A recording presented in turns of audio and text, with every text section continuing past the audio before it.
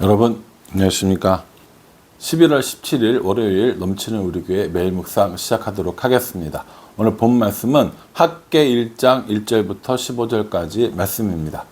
주일 잘 보내셨나요? 추수감사절의 풍성한 감사가 우리들의 매일의 삶 가운데 넘치기를 간절한 마음으로 기도하겠습니다. 오늘부터 이 학개가 시작되는데, 사실 학개는 긴 책이 아니죠. 두 장으로만 되어 있기 때문에 사실 읽고 넘어가려고 하면 얼마든지 넘어갈 수 있어요. 그런데 이 학개의 어떤 신학적인 배경 혹은 역사적인 배경, 이런 것들을 알고 묵상하면 훨씬 더 재미있는 책이 학개라고 보시면 될 것 같습니다. 학개라는 이름은 선지자의 이름인 거죠. 1절에 보면 학개에 대해서 나와 있어요. 다리오 왕 제2년 여섯째 달 곧 그 달 초하루에 여호와의 말씀이 선지자 학개로 말미암아 스알디엘의 아들 유다 총독 스룹바벨과 여호사닥의 아들 대제사장 여호수아에게 임하니라. 이르시되, 이렇게 얘기합니다. 선지자 학개로 소개되고 있거든요. 선지자라는 게 어떤 거냐면, 먼저 선자 알지자거든요. 먼저 알았어요. 뭘 먼저 알았어요? 하나님의 뜻을 먼저 알았어요. 그러니까 하나님의 뜻을 먼저 내가 알고 사람들에게 전하는 겁니다. 누구에게 전했냐면, 여기 보면은 스룹바벨과 여호수아라고 이렇게 이야기합니다. 그러니까 스룹바벨과 여호수아로 대표되어지는 이스라엘 백성들에게 하나님의 뜻을 알게 한 사람, 이 사람이 누구냐면 학개 선지자라고 생각하시면 됩니다. 이 학개 선지자는 언제 활동했느냐? 다리오 왕 제2년, 이렇게 얘기합니다. 다리오 왕 제2년, 고레스 왕 때 출발해가지고 돌아왔잖아요. 그러니까 고레스가 지나고 이제 다리오 왕이라는 거예요. 이거 시간적으로 보면 대략 포로에서 귀환한 지 18년 정도 지났을 때 일이라는 거죠. 포로로 돌아오자마자 뭐 했어요? 스룹바벨과 함께 성전을 지으려고 했는데 굉장히 많은 방해들이 있었단 말이에요. 그 방해들 때문에 성전 건축이 한참 동안 중지되어져 있었습니다. 이 중지되어져 있는 상태에 나온 선지자가 누구냐면 학개 선지자라는 것이죠. 포로에서 돌아와서 활동한 선지자는 딱 3명이 있습니다. 3명. 학개, 스가랴, 말라기. 이 세 사람이 포로 귀환 후에 활동한 선지자인 거죠. 목사님, 에스라는 선지자가 아니잖아요. 에스라는 선지자가 아닙니다. 에스라가 이 기록된 것은 역사서이거든요. 역사서. 그리고 이 학개가 기록되어진 것은 선지서에 있잖아요. 소선지서에. 그러니까 에스라는 여기 있고 학개는 이만큼 떨어져 있는 거예요. 그러니까 이게 다른 시대다라고 생각할 수 있지만, 이건 지금 1차 포로 시기, 2차 귀환 시기 그 사이에 학개인 거고요. 에스라는 2차 포로 때 데리고 왔으니까 학개 다음이 에스라가 되는 거죠.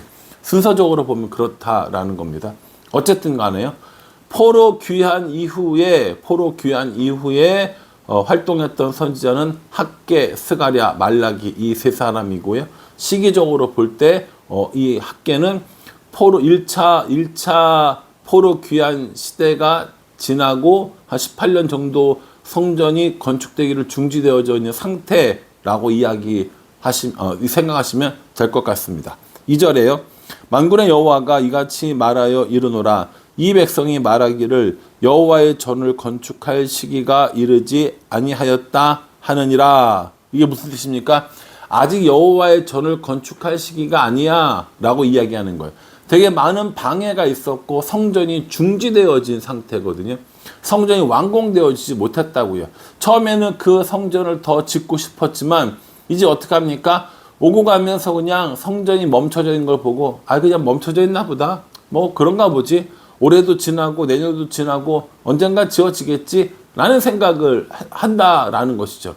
그래서 이 학개 선지자가 나가서 뭐라고 이야기를 하느냐? 아니라는 거예요. 6절에 보면 너희가 많이 뿌릴지라도 수확이 적으며 먹을지라도 배부르지 못하며 마실지라도 흡족하지 못하며 입어도 따뜻하지 못하며 일꾼이 삭을 받아도 그것을 구멍 뚫어진 전대에 넣음이 되느니라 라고 이렇게 얘기합니다. 이게 뭐예요? 이게 일한 만큼 수확을 거두는 거예요? 아닌 거예요? 아닌 거죠. 아무리 일을 해도 어렵고 아무리 일을 해도 가난하고 아무리 일을 해도 모여지지 않는 현상인 거죠. 지금 이스라엘 상황이 이렇다라는 거예요. 포로로 돌아와서 성전을 짓겠다고 열심을 냈지만 지금 그 성전이 멈춰져 있어서 짓지 못하고 오히려 자신들의 집을 짓고 자신들의 삶을 살아가고 있는데 아무리 열심히 살아봐도 뭐라는 거예요? 모여진다는 거예요? 안 모여진다는 거예요? 안 모여진다는 거예요. 부해지지 않는다는 겁니다. 일한 만큼 거두는 일이 없다라는 거예요. 그 학계는 뭐라고 했냐면 그 이유가 뭔지 알아? 하나님의 성전을 짓지 않아서야 라고 이야기하는 거죠. 단순히 건물로서의 하나님의 성전뿐만 아니라 삶의 하나님이 중심인 삶, 예배가 중심인 삶, 이거 지금 살고 있냐고 물어보는 거라고요. 그러니까 학계가 성전 앉아서 그렇지 이 단순하게 이게 아니라 학계가 성전을 중심으로 한 하나님 중심의 삶을 살지 않기 때문에 너희가 아무리 수고하고 너희가 아무리 애써도 공허하고 비어있고 헛되고 채워지지 않는 이런 삶을 살고 있다라고 이야기하는 거죠. 저는 이 학계의 이 말이 오늘날 우리들에게 참 잘 적용되는 말이라고 생각합니다. 여러분 이 6절 말씀을 곰곰이 읽어보세요. 많이 뿌릴지라도 수확이 적으며 먹을지라도 배부르지 못하며 마실지라도 흡족하지 못하며 입어도 따뜻하지 못하며 일꾼이 삭을 받아도 그것을 뚫어진 전대에 넣음이 되느니라 라고 이렇게 이야기를 하지 않습니까? 이게 참 우리들의 삶 같다라는 생각 혹시 안 해보셨어요?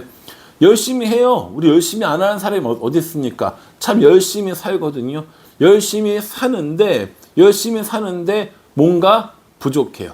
열심히 살아가는데 뭔가 모자라요. 분명히 열심히 노력하고 있는데 뭔가 공허한 생각이 든다라는 것이죠. 여러분 어떠세요?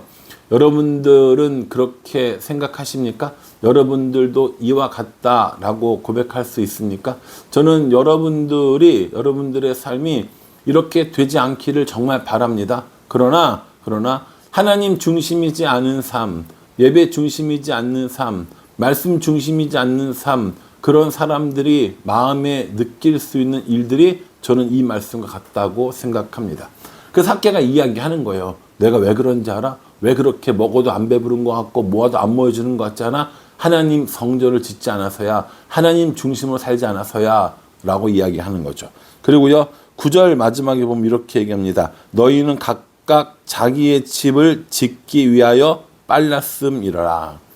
너희들이 각각 너희의 집을 짓는 것들은 빨랐지만 하나님의 집을 짓는 것, 하나님의 일을 하는 것에 대해서는 손 놓고 있지 않았느냐라고 이렇게 얘기하는 겁니다. 여러분 오해하지 말고 들으셨으면 좋겠어요. 학계의 시대에는 지금 성전을 쭉 짓다가 멈춰졌어요. 그러니까 이 멈춰진 시점에서 학계가 야 다시 성전을 짓자, 다시 하나님 중심으로 살자, 다시 마음을 합하자 이 얘기를 하고 있는 거예요. 제가 개인적으로 여러분들에게 책망할 일이 있어서 여러분 이거 보십시오. 하나님 중심으로 살아야 됩니다. 성전을 지어야 됩니다. 이게 아니라는 거죠. 무슨 말씀인지 아시죠? 우리들의 삶 가운데 이 말씀을 다른 사람들에게 적용하는 것이 아니라 나에게 적용하는 게 필요합니다. 나는 꾸준하게 신앙생활 하다가 혹시 멈춰져 있는 것은 아닌지, 내가 계속해서 말씀 가운데 살려고 하다가 멈춰져 있는 것은 아닌지, 그래서 학계 선지자가 우리를 이 말씀을 통해서 우리에게 권면하는 겁니다. 다시 시작해라. 다시 회복해라. 다시 하나님 중심으로 살아라. 라고 우리에게 이렇게 이야기를 하고 있다라는 것이죠. 이 말씀을 들은 12절에 보면요. 스알디엘의 아들 스룹바벨과 여호사닥의 아들 대제사장 여호수아와 남은 백성들이 그들의 하나님 여호와의 목소리와 선지자 학계의 말을 들으니 이는 그들의 하나님 여호와께서 그를 보내셨습니다. 백성이 다 여호와를 경외하매 이렇게 얘기합니다. 스룹바벨과 총독 스룹바벨과 대제사장 여호수아와 남은 모든 백성들이 하나님의 말씀을 전한 이 학계의 말을 듣고 인정한 거예요. 맞아.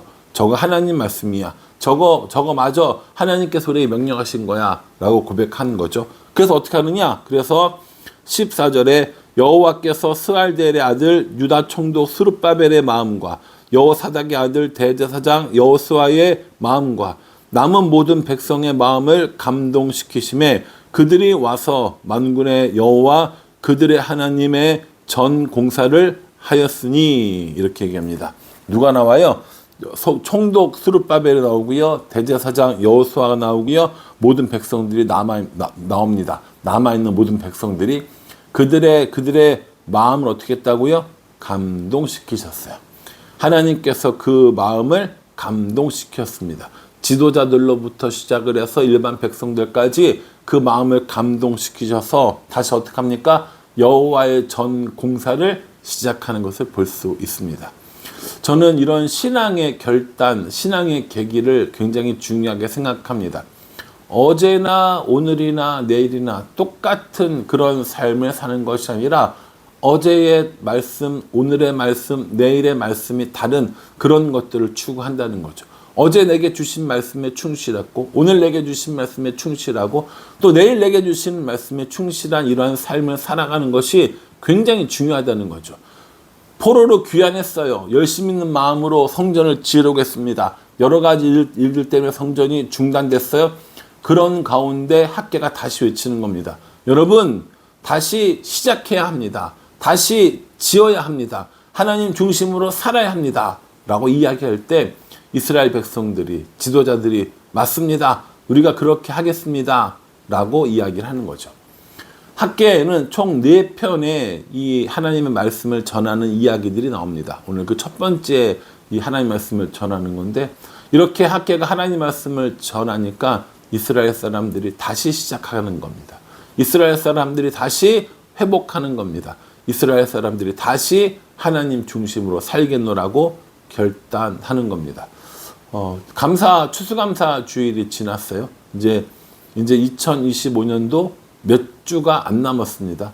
이렇게 예배를 한번 드리고 말씀을 묵상하면서 우리들의 삶 가운데 정말 이런 변화가 일어났으면 좋겠어요. 어떤 변화가 일어나냐면 하나님의 말씀으로 회복되어지는 변화, 하나님 중심으로 살아가는 변화, 이런 변화들이 일어났으면 좋겠다라는 생각을 해봅니다.